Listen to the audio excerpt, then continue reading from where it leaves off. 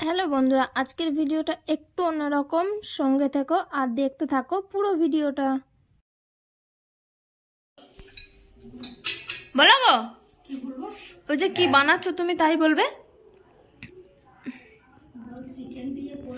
Hello বন্ধুরা, আজকে মা তোমাদের সাথে একটা রেসিপি শেয়ার করবে। তো আমি হচ্ছে আজকের ক্যামেরাম্যান, আর মা কি বানাচ্ছে চলো তোমাদেরকে দেখা। না বলো কি বানাচ্ছো, জোরে জোরে বলবে কিন্তু।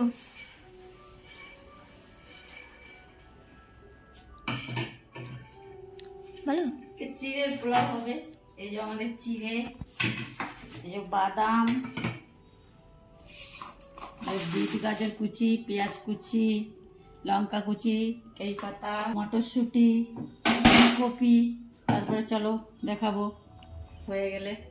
এগুলো কিন্তু কেনা চিড়ে না, এই চিড়েগুলো হচ্ছে ভাঙানো চিড়ে, বাড়ির চিড়ে। একদম বাড়ির চিড়ে।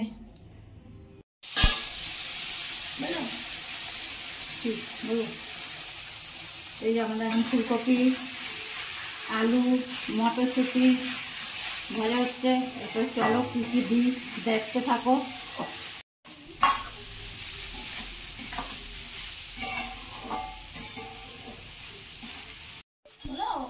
বাদাম, ভেজে রাখা বাদামগুলো দিয়ে দিলাম, মটরশুঁটি দিয়ে দিলাম। এরপরে দেখতে থাকো। আর আমার মাকে একটা রান্নার চ্যানেল খুলে দেবো।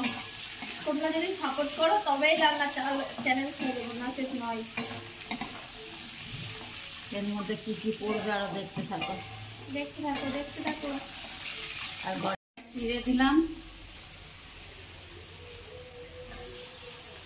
চিড়েগুলো ভিজিয়ে দিলাম। চিড়েগুলো এবারে এই যে ভালো করে ধুয়ে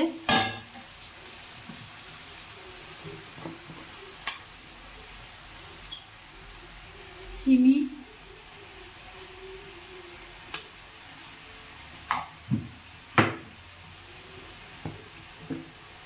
ঘি,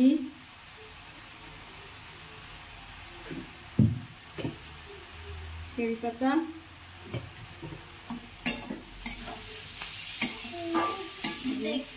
সব এবারে একটু ভালো করে ভেজে নামিয়ে নিতে হবে। গরম গরম চিড়ের পোলাও, বিহারিতে হিন্দিতে বলে পোহা।